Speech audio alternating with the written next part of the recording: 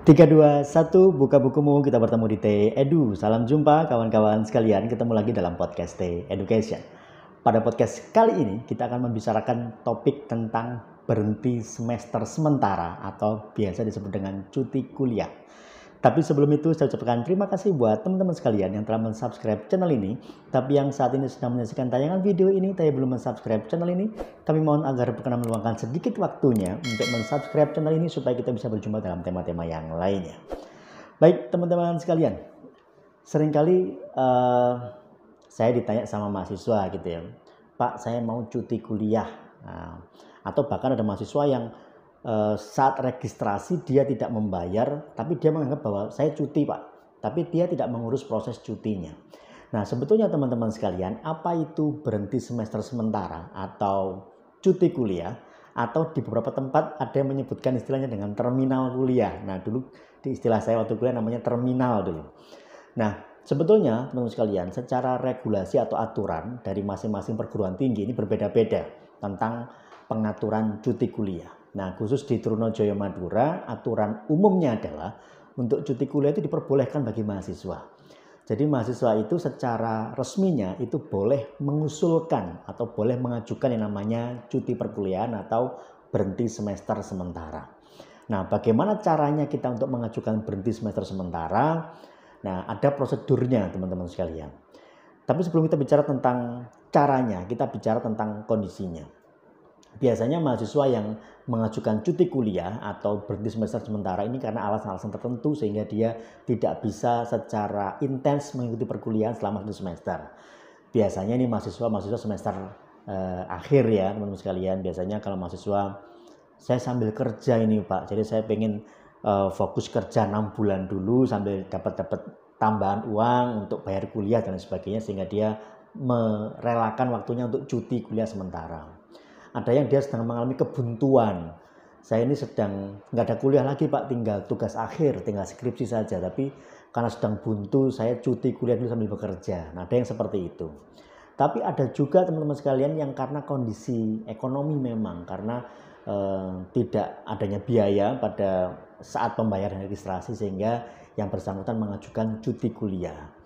Nah, tapi ada juga yang dipakai sebagai strategi teman-teman sekalian untuk mengakali masa studi gitu ya. Nah, secara umum cuti kuliah diperbolehkan. Regulasi di Trunojoyo Madura itu cuti kuliah diperbolehkan sampai 3 kali teman-teman sekalian. 3 kali waktu cuti kuliah, tapi maksimal 2 kali berturut-turut. Jadi selama 1 tahun ini cuti, semester ganjil dan genap ini cuti, maka yang semester berikutnya, ganjil berikutnya, dia tidak boleh cuti lagi. Tapi kalau semester berikutnya dia kuliah, semester berikutnya cuti lagi, ini masih diperbolehkan teman-teman sekalian ya. Jadi cuti kuliah ada batasannya, tidak lantas kemudian karena yang bersangkutan ini pengen cuti ya dia bisa kapan saja mau cuti kuliah, tidak, tapi ada waktunya. Sekali lagi kami sampaikan bahwa di tempat-tempat yang lain mungkin berbeda tentang regulasi umumnya, tapi di Trunojoyo Madura cuti kuliah boleh dilakukan untuk 3 kali dengan ketentuan 2 kali berturut-turut. Nah, bedanya apa antara cuti kuliah dengan orang yang secara tidak ada keterangan tahu-tahu nggak masuk kuliah tapi dia bayar registrasi gitu.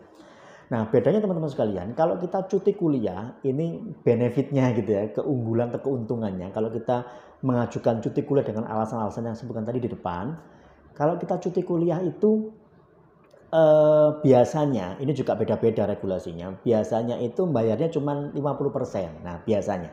Di tempat lain bahkan kalau kita cuti kuliah, mengajukan cuti kuliah ini nggak bayar, artinya kita bebas pembayaran gitu ya. Nah ini regulasinya tentu berbeda-beda, tapi satu yang pasti pengaturan tentang cuti kuliah adalah ketika kita tidak masuk kuliah karena cuti, maka yang 1 semester ini tidak dihitung teman-teman sekalian.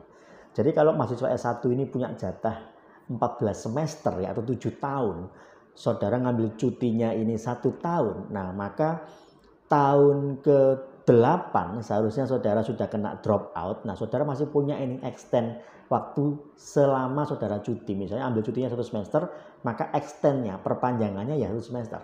Kalau cutinya 1 tahun berturut-turut, maka saudara pun dapat perpanjangannya 1 tahun gitu bentuknya. Extendnya 1 tahun. Ini kadangkala strategi yang dipakai oleh mahasiswa tingkat akhir ya, sudah level advance gitu. Nah tapi masalahnya adalah teman-teman sekalian, proses cuti kuliah ini banyak yang tidak tahu. Sehingga bayangannya kalau dia tidak registrasi tanpa melaporkan dianggapnya cuti. Tidak. Kalau kita tidak registrasi pada satu semester, ya, misalnya ini bulan Februari ya waktunya registrasi. Kita Februari nggak registrasi. Tahu-tahu semester berikutnya bulan 8 Agustus kita registrasi. Nah, kita tetap harus bayar 2 kali nih. Harus bayar 2 kali SPP ini, di double gitu ya. Tapi kita tetap dianggap masuk di semester genap kemarin Februari sampai Agustus nggak masuk dan tidak mengurangi masa studinya. Jadi saudara kehilangan satu semester secara sia-sia gitu ya. Jadi daripada kita satu semester sia-sia karena satu dan lain hal, karena kita bekerja, karena faktor yang lain misalnya, ya kita mengajukan cuti saja. Nah, kapan mengajukan cuti? Biasanya cuti diajukan sebelum hari registrasi dibuka. Sehingga saat hari registrasi sudah dibuka, maka kita dinyatakan cuti. Atau bayar cuma separuh atau bahkan 0 rupiah gitu, tidak membayar, tergantung regulasi masing-masing perguruan tinggi. Nah, kalau kita tidak mengajukan cuti, konsekuensinya ya kita dianggap masuk, kemudian tidak mengurangi masa studinya.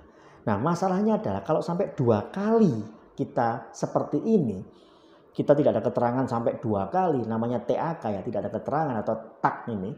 Nah, pada semester ketiga kita mau registrasi sudah nggak bisa, karena ketika 2 kali berturut-turut tidak ada keterangan, yang ketiga dinyatakan mengundurkan diri, teman-teman sekalian. Nah, ini kadang-kala tidak diketahui oleh mahasiswa gitu ya, sehingga proses sosialisasi juga perlu kita lakukan kepada mahasiswa-mahasiswa, khususnya mahasiswa baru. Ya, untuk mahasiswa secara keseluruhan memang kita punya buku panduan ya, tapi kan jarang dibaca gitu. Budaya kita kan tidak membaca tapi mendengar biasanya atau bertanya. Nah, karena tidak ada sosialisasi dan pada umumnya dianggap mengetahui ketika kita sebarkan buku panduan.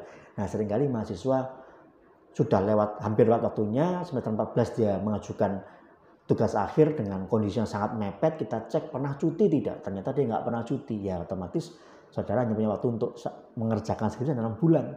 Nah, tapi kami tidak menyarankan cuti ini dipakai sebagai strategi buat teman-teman sekalian gitu ya. Kalau bisa lulus tepat waktu ya kenapa harus pakai strategi seperti ini. Tapi kadang-kala teman-teman sekalian, yang namanya kita nggak pernah tahu ya apa yang terjadi di depan. Siapa tahu di tengah jalan ada kendala ekonomi. Biasanya mahasiswa yang cuti ini dia ikut tes polisi misalnya atau ikut tes TNI misalnya, sehingga biar tidak mengganggu perkuliahannya maka dia cuti selama 6 bulan untuk fokus untuk tes TNI atau Polri-nya tadi itu. Nah, ketika diterima ya opsinya ya nggak mungkin cuti terus-terusan kan, maka dia harus mengundurkan diri dari perkuliahannya. Tapi kalau seandainya nggak diterima, dia masih bisa balik lagi ke kampusnya untuk kuliah lanjut gitu. Tapi kalau kita tidak cuti, tahu-tahu kita sering izin, ya otomatis jatuhnya nilai kita jatuh. Dapat nilainya rendah semua, akhirnya IP-nya jatuh. IP jatuh nggak bisa ngambil maksimal di semester berikutnya. Nah, ini yang seringkali tidak dipahami teman-teman sekalian, bahwa cuti kuliah itu ada, nyata, eksis gitu ya. Tapi kita nggak tahu bagaimana caranya, dan ini penting bagi kita. Kalau suatu saat kita terkendala dengan satu dan lain hal permasalahan, maka kita bisa mengupayakan, bisa menggunakan hak kita untuk cuti kuliah ini atau berhenti semester sementara ini untuk menyelesaikan permasalahan yang sedang kita hadapi, entah masalah keuangan, entah masalah yang lain sebagainya. Ketika masa itu bisa selesai, maka kita bisa melanjutkan perkuliahan ya. Sehingga kalau memang ada masalah, ada kendala dalam perkuliahannya, jangan putus asa, jangan khawatir. Kita punya namanya berhenti semester sementara atau cuti, bisa kita ajukan dan saudara tidak kehilangan haknya, dan ada waktu untuk fokus menyelesaikan permasalahan yang sedang dihadapi atau sedang fokus ke hal yang lainnya. Sehingga perkuliahannya harus sementara ditunda terlebih dahulu selama 1 semester atau 2 semester. Oke teman-teman sekalian, demikian tips singkat kita tentang cuti kuliah pada podcast kali ini. Semoga bermanfaat, semoga sehat selalu. Nanti kita ketemu di TEDU. Salam sehat, saya Effendi. Sampai jumpa.